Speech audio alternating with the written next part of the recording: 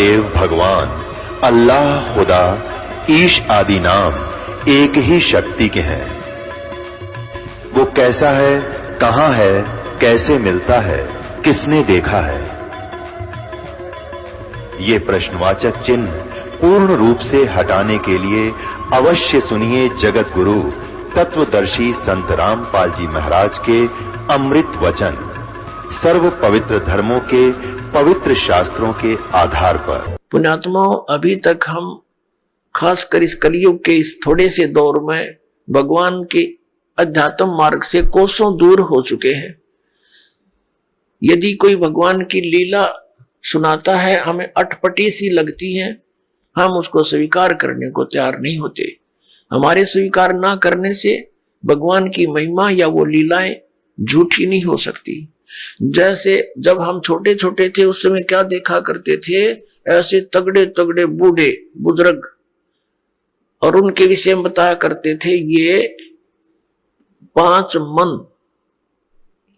40 kilo का 1 मन होता है, यानी 200 किलोग्राम वजन को सिर पे रखकर, और लकड़ी की सीढ़ियां, खड़ी सीढ़ियां होती थी, खड़ी लकड़ की, एक तो पौड़ी होती है ऐसे, तो वो खड़ी पौड़ी होती थी, और छत पर मिट्टी डालते होते थे, कच्ची मिट्टी छत देते थे नए मकान। कहते हैं ये 200 किलो वजन को, उसके बड़े बड़े टोकरे होते थे, जाले बोला करते उनको, उसको भरकर इसके सिर पर रख देते थे इनका, और ये ऊपर चढ़कर और वहां डालाते थे।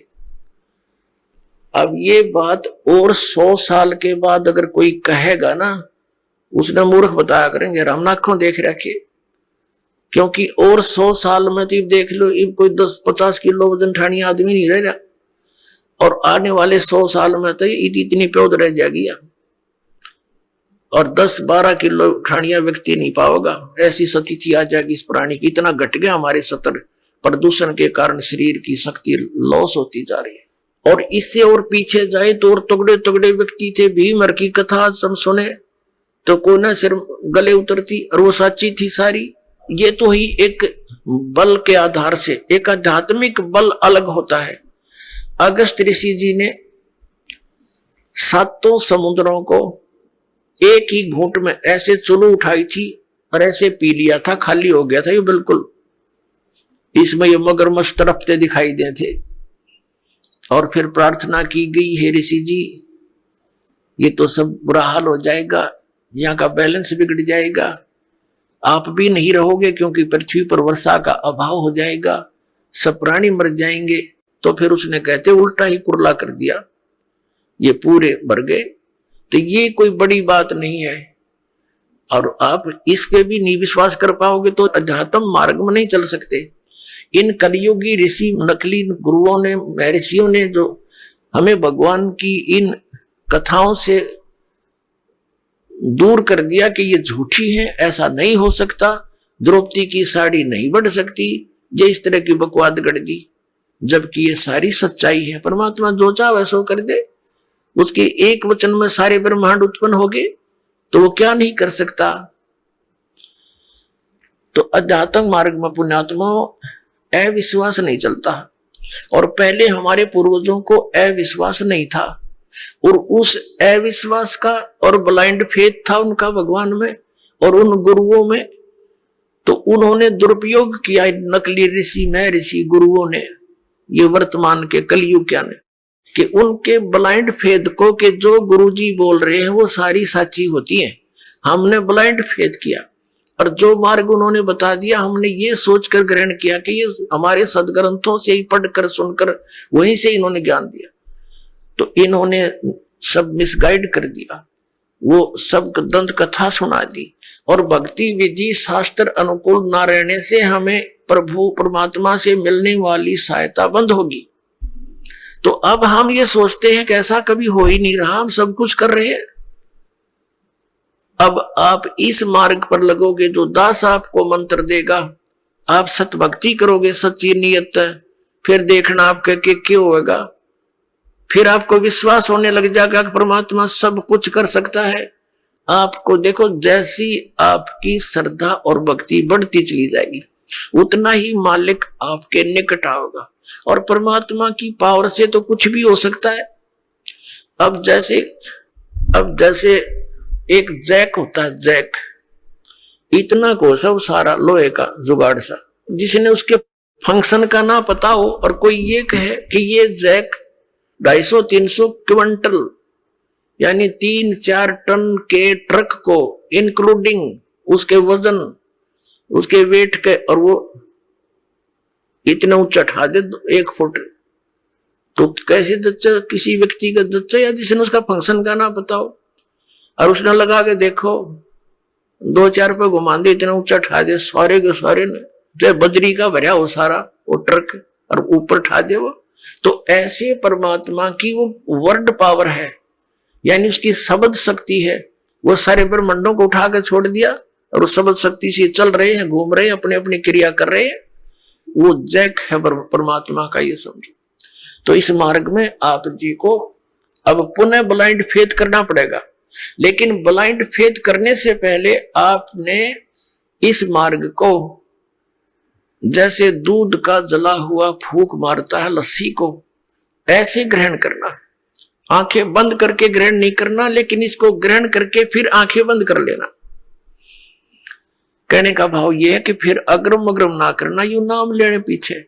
इस दीक्षा लेने से पहले आप खूब ट्राई करो और खूब परीक्षण करो, सब जो दास बताता उसका प्रमाण देखो, और फिर आंखें बंद करके उपदेश ले लो, और फिर आंखें ही बंद रखना, यानी ब्लाइंड फेथ करना, पूर्ण विश्वास करना दास के एक एक शब्द पर, फिर आपकी भक्ति चलेगी। अब तो आप आते हो दूध के जले हुए, और फिर यहां फूंक मारते हो लस्सी को भी, कोई बात नहीं, कुछ दिन के अंदर आपको अपने आप डिफरेंशिएट का पता लग जाएगा। और खूब ट्राई करो पहले, फिर बाद में अगन बगन करोगे तो भगवान का लाभ मिलना बंद हो जाएगा। दीक्षा लेने के बाद यदि आप दास के वचनों में अविश्वास करते हो, आपका नाम नहीं रहेगा। कहे कबीर सुनो भी साधो, मैं तो हो विश्वास में। अब उस परम पिता परमेश्वर परम पूज्य कबीर जी, जो एक जुलाहा जाति में, एक झोपड़ी में रहने वाला, एक धोती लंगोटी में रहने वाला, और उसको भगवान मानना बालकों का खेल है, लेकिन वो परमात्मा है और थे और रहेंगे, क्योंकि हम समझ नहीं सके। अब उसको कोई परमात्मा मान सकता है? जब दास ने प्रारंभ में कहना शुरू किया तो लोग मजाक किया करते थे कि देख यू भी दानक हो गया। अरे भले हुए कृति, हम तो लेट हो गए दानक होने में, हमने तो पहले होना चाहिए था जब पता लग जाता था। कहने का भाव ये था कि दानक का अर्थ है कबीर पंथी, उस कबीर पंथ परमात्मा परमेश्वर के द्वारा दिए हुए वे ऑफ वर्शिप पे, उस रास्ते पर चलने वाले तो हमने पहले बन जाना चाहिए था। हमारे दादे परदादों ने बन जाना चाहिए था, भूत बने फिरे नकली संतों और पंथों, इन गुरुओं के शास्त्र विरुद्ध ज्ञान को सुन सुनकर अरिब उनके श्राद्ध निकलवावे, वह भूत बने फिरे आप खावे, क्योंकि तुम्हारे पिताजी स्वर्ग में दुखी हो रहे हैं। अरे स्वर्ग की तो हो गया जहां दुखी हो रहे हैं, का नरक में डलवा दिए, उल्टी साधना करवा के, और फिर आप पेट भरे और श्राद्ध के तुम्हारे पिताजी खावे। वाह भाई वाह। तो कहने का भाव ये पुण्यात्माओं, शास्त्र विरुद्ध साधना करने से हम बहुत हानि उठा चुके हैं। उस दानक जुलाहे कबीर जी को और भगवान मानना, ये भी एक 8वां जुबा के 10वां जुबा समझ लियो, लेकिन वो भगवान है ही। हमारे ना मानने से उनकी वो प्रभुता समाप्त नहीं हो सकती, क्योंकि हम नहीं पहचान पा रहे लाल है ये, हमें विश्वास नहीं हो पा रहा, तो ये हमारी बाल बुद्धि का ही परिणाम है।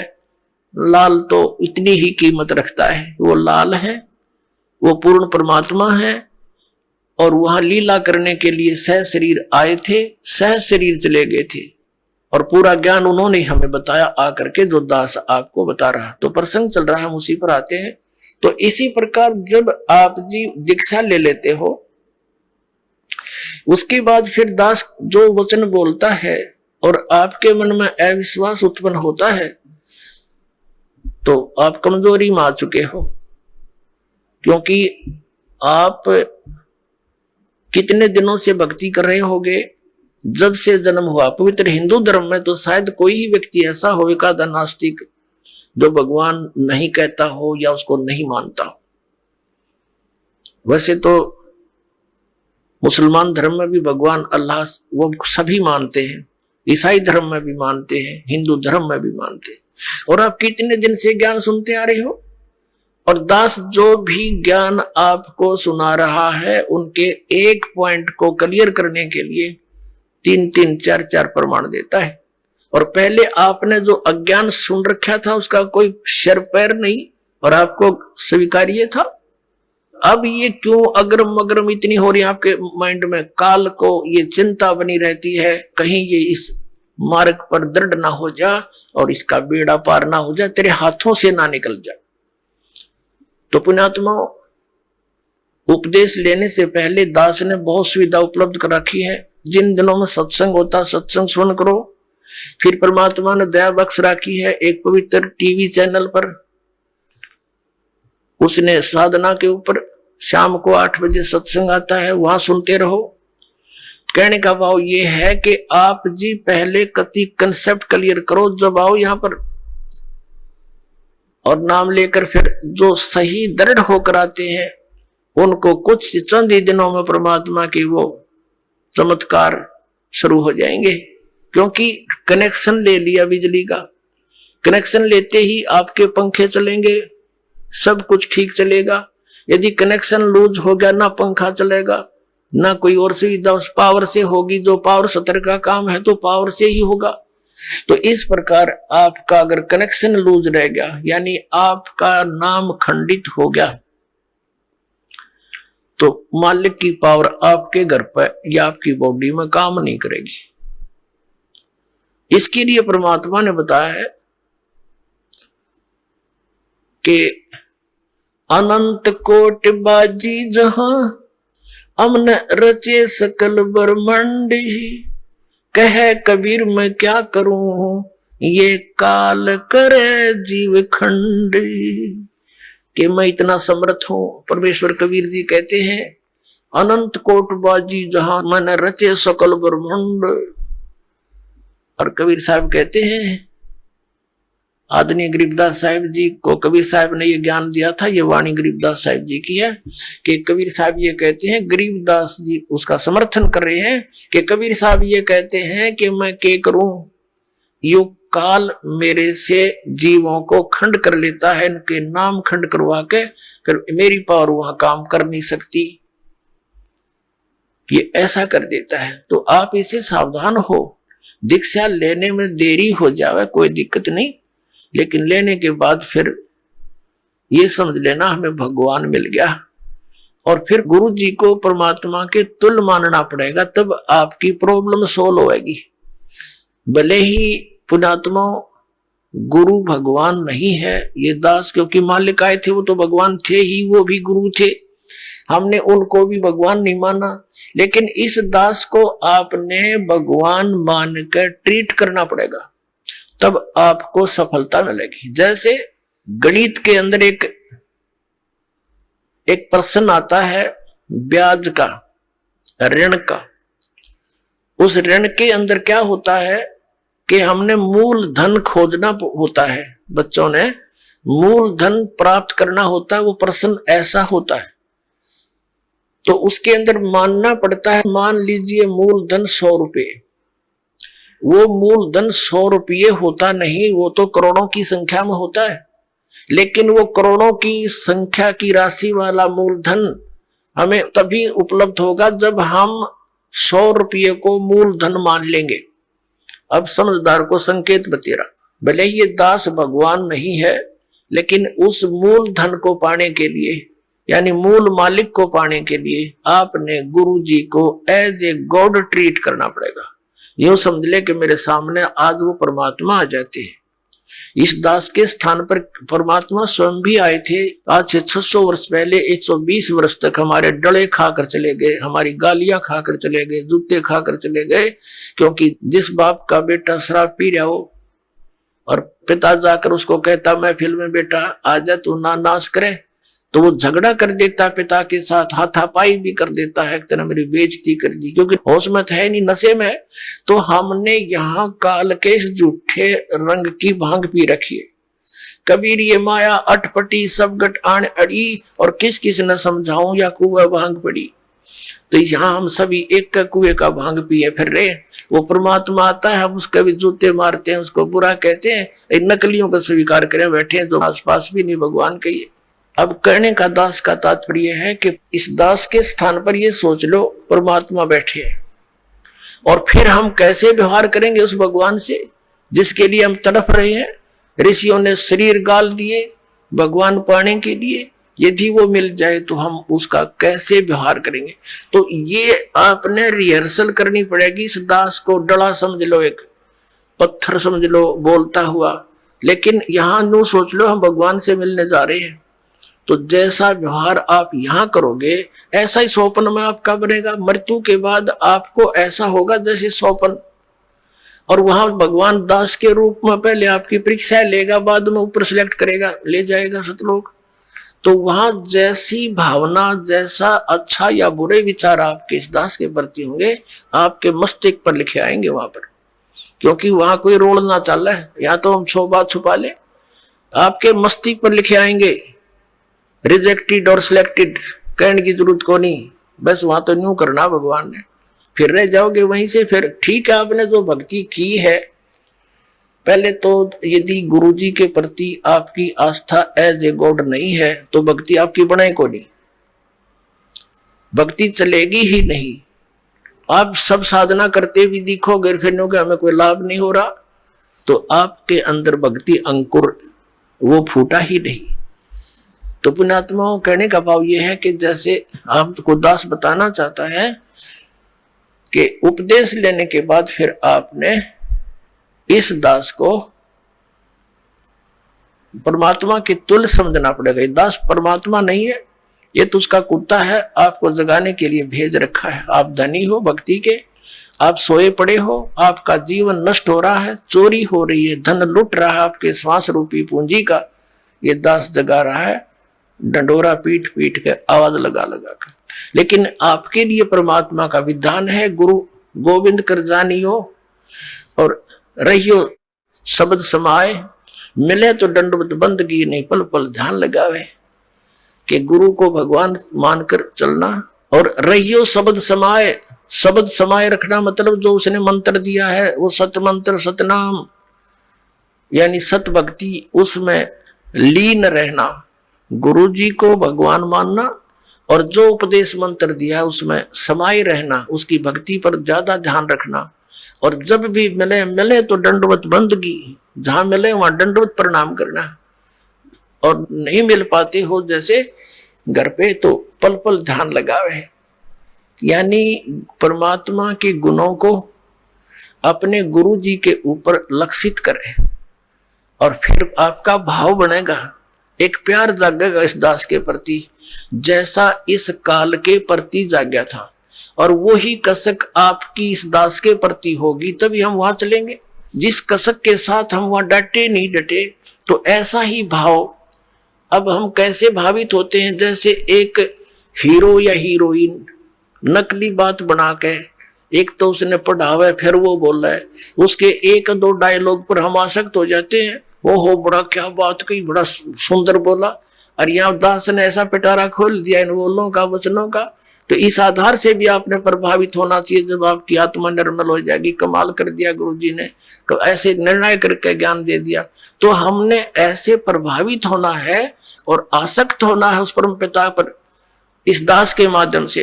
ये रिहर्सल आपकी फिर ऊपर जाके काम आवेगी जो आप यहां करोगे। अब हम उसी प्रसंग पर आते हैं कि वहां परमात्मा ने कहा कि आप जाइए, मैं इन बच्चों को, इन आत्माओं को तेरे पास भेज दूंगा, पर अपने सिस्टम से भेज दूंगा। अब उस परमेश्वर ने हम सभी को सूक्ष्म रूप बना दिया। और पुण्यात्माओं, ये पौराणिक कथा हम सुनते पढ़ते हैं, वो झूठ नहीं है, लेकिन वो कहां तक है, वो किस स्तर की है, वो अलग बात है। तो उसमें बताया था कि एक राजा की लड़की विवाह के योग्य होगी, वो ब्रह्मा के लोक में चला गया ब्रह्मा जी से संयोग पूछण खातिर। वहां उसको कथा चल रही थी, वो सुनने लग गया। यहाँ कहते हैं तीसरा युग आ गया, द्वापर युग आ गया तीसरा। तो उसने पूछा जी मैं तो लड़की का संयोग पूछने आया था, योग्य वर कहाँ मिलेगा, कोई विधि बताओ हमारे को। तब ब्रह्मा जी ने कहा कि जहां से तू आया वहां तो अब तीसरा युग आ चुका है, द्वापर आ गया है। और सतयुग से आए हुए वो इतने लंबे लंबे थे, यानी 100 फुट ऊंची हाइट थी इन मनुष्यों की। सतयुग में 100 फुट थे, भी ऊपर 150 फुट हाइट के थे। द्वापर के प्रारंभ में ये 40 और 50 के आसपास, द्वापर के प्रारंभ में 40-50 के आसपास हाइट रह गई थी मनुष्य की। अब यही आपके गले उतरे नहीं, क्योंकि आपने देखे ही जितने 5.5-6 फुट मैक्सिमम 7 फुट। कोई बात नहीं, ये ध्यात्म मार्ग है, पुण्यात्माओं फिर से पनप रहा है, फिर से अंकुरित हो रहा है यथार्थ ज्ञान, यथार्थ मार्ग। तो धीरे धीरे ये घर भी करेगा, स्थान भी बनाएगा। तो वो नीचे भेजा तो उसको बताया कि अब तो ये आपका वर होगा। अब वह लड़की तो 60-70 फुट की और वो 40 फुट का, उसका वर दोनों छोटा दिखे। कहते हैं बलराम नाम था कृष्ण का भाई। तो उसने हल मारा उसके कंधे पे लड़की के, वह छोटी होगी, उसके 70 में आएगी, फिर उनका ब्याह हो गया। अब इसको हम गलत भी नहीं समझे, हमने सिर्फ अपने अध्यात्म मार्ग को समझना है कि ये तो एक जन साधारण छोटी सी भक्ति शक्ति युक्त व्यक्ति ऐसे ऐसे काम कर दे, सातों समुद्र पी जा। और वो परमात्मा जिसने सारे ब्रह्मांड रचे, वो क्या नहीं कर सकता। दास का आपके इस हृदय में ये बात जमाने के लिए प्रमाण देने पड़ रहे हैं। तो उस परमेश्वर ने हमें सूक्ष्म रूप बनाया, और जिस आत्मा ने सबसे पहले स्वीकृति दी थी इस काल के साथ आने की, उसकी लड़की बनाया, लेकिन उसको प्रजनन इंद्रिय नहीं लगाई थी। उस लड़की के अंदर परमात्मा ने हम सभी आत्माएं जो 21 ब्रह्मांड के अंदर या चींटी से लेकर हाथी मनुष्य जो भी बने हुए हैं, इन सभी को उसके अंदर फीड कर दिया बीज रूप में। और उस लड़की को फिर अपने पुत्र सहजदास को साथ भेजा सतलोक में। परमात्मा ने सबसे पहले ये 16 पुत्र अपने एक एक वचन से उत्पन्न किए थे, उनसे फिर अन्य व्यवस्था अपने आदेश अनुसार वो करवाते थे।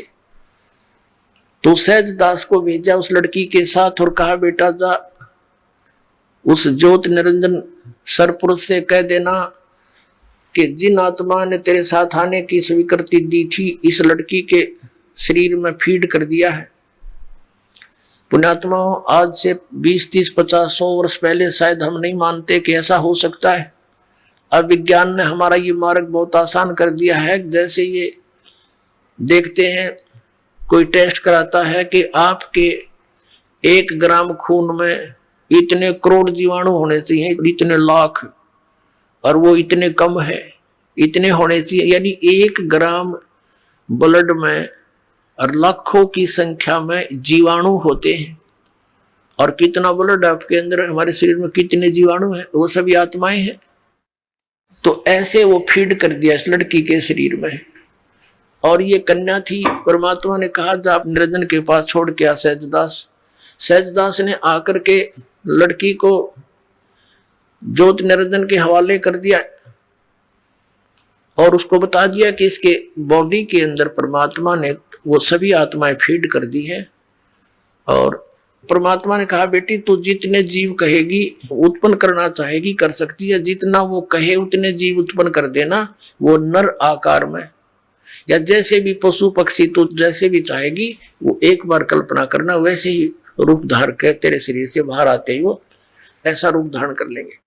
अब यहाँ भी बात बहुत समस्या आ जाएगी आपको कि ऐसे कैसे हो गया। हम छोटे से जादूगर को देखा करते थे, बालक थे तब जादूगर आता था, एक मुख में छोटा सा कंचा डालता था, ये अंटे खेल बालक, गोली सी होती है कांच की, उनको 1, 2, 3 छोटी छोटी मुख में डालता था और फिर थोड़ी देर में दो करके और पत्थर काट देता। बता, वो तो एक जादूगर है, एक सिंपल।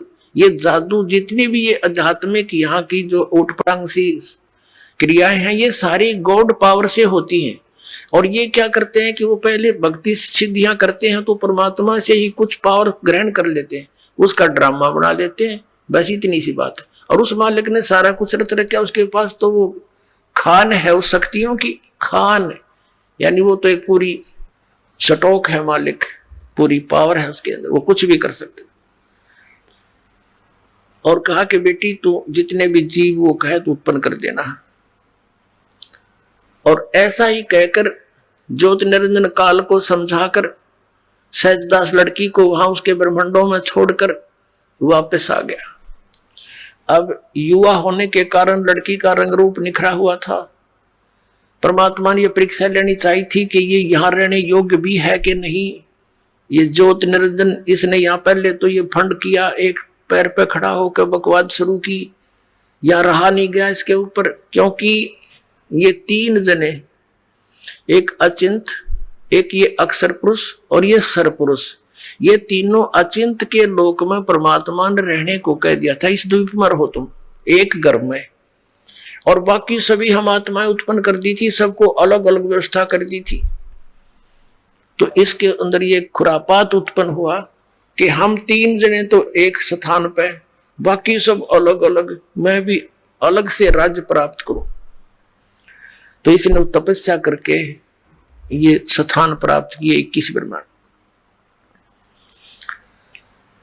तो वहां जब इसने देखा कि लड़की का रंग रूप देख करके ये एकदम इसके अंदर विषय वासना जागेगी, रजोगुण से प्रभावित होकर इसने लड़की के साथ दुराचार करने की सोची। उसी गतिविधि इसने प्रारंभ की उसके साथ।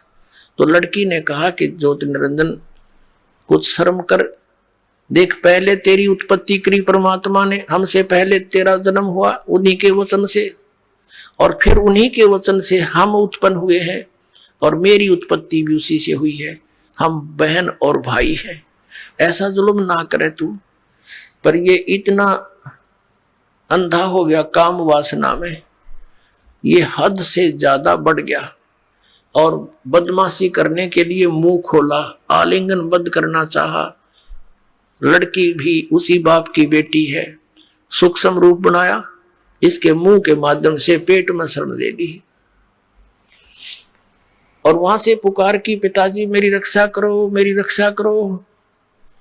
अब परमात्मा को पता था कि अब हो गए लड्डू मिलने शुरू, इनको इसके साथ जाना चाहते थे, नकम्मे के साथ। वहां सारी सुविधाएं थी, बड़ा पूरा सारा सुख था, वो छोड़कर हम इसके साथ आ गए। अब परमात्मा ने कहा कि जा जोगजीत, 16 पुत्र हैं, उन्हीं से वो काम लेते हैं। जा जोगजीत, वैसे तो स्वयं ही अपने पुत्र जोगजीत के रूप में वहां आए थे, और कहा था कि सुन, अब परमात्मा चला जा तो उसका कलेजा फट जा, कलेजा हिल जाए उसका, मर जाओ, बेहोश हो जाओ, उठे को नहीं कई कई वर्षों तक। तो इसलिए अन्य अपने पुत्र का रूप बनाकर, जोगजीत का रूप बनाकर परमात्मा उसके लोक में प्रकट हुए, और कहा ज्योति निरंजन तूने जुल्म कर दिया, तूने यहाँ का विधान तोड़ दिया, और ऐसे जुल्म करने वाले व्यक्ति को यहाँ पर यह सजा मिलती है कि आज से तू 1 लाख मानुष शरीरधारी प्राणियों का आहार करेगा और 1.25 लाख की उत्पत्ति किया करेगा। लड़की को उसके पेट से निकाल दिया, और दोनों को वहां से कह दिया कि तुम निकल जाओ यहाँ से, 21 ब्रह्मांड लेकर ज्योति निरंजन चला जा तुम यहाँ से। और लड़की ने भी कहा कि पिताजी मुझसे गलती होगी कि तू चली जाओ यहाँ से। अब परमात्मा को पता था कि ये अब ऊपरले मन से गलती मानने आ जाते फिर बात बिगाड़ेगी, तो हम सभी को वहां से निकाल दिया, क्योंकि सेब खराब हो जाती है, सेब विक्रेता उस इतनी अच्छी वस्तु और कीमती को भी नहीं रख सकता। लेकिन यहाँ ये फॉर एग्जाम्पल है। अब परमात्मा का उद्देश्य क्या था कि ये वहां जाएंगे तो इनके साथ क्या बिरानमटी होगी, ये पता ही था, पहले भी आगाह किया था भगवान ने हमारे को, लेकिन हम मानने नहीं, हम इतने आसक्त हो गए थे। तो 21 ब्रह्मांड वहां से चल पड़े, जैसे विमान चलता है 16 शंख कोश की दूरी पर सतलोक से आकर ये यहाँ पर चक्कर काटने लगे परमात्मा के आदेश अनुसार। पुण्यात्माओं, दास एक जूनियर इंजीनियर सिविल की सर्विस किया करता था और वहां एक सरकारी कार्य चल रहा था कंस्ट्रक्शन का। वहां एक बहन भी मजदूरी करने आई हुई थी और उसके 2 बच्चे थे। एक तो वृक्ष के कपड़े में बांध कर लटका रखा था, वो जैसे झूला सा बना देते हैं, एक नीचे वो खेल रहा था और वो रो रही थी। हमने पूछा, बहन क्यों रो रही है तू, क्या बात है? तो बहुत बुरी तरह सबक रही थी। तो उनके गांव से एक और था, उसने बताया जी ये ऐसे ऐसे। फिर वो हिचकी सी रुकी उसकी, फिर उसने बताई जी मैं बताऊंगी सारी कहानी कि मैं बहुत अच्छे धनी घर की लड़की थी और जिसके साथ मैं अपनी मर्जी से लव मैरिज करके आ गई, ये मजदूर था हमारे। और मेरे पिताजी को जब इस बात का पता चला तो उसने कहा, बेटी ठीक है, हमने तो विवाह करना ही है तेरा, लेकिन जहां तू संयोग जोड़ना चाहती है यहां वहां दुखी बहुत हो जाएगी।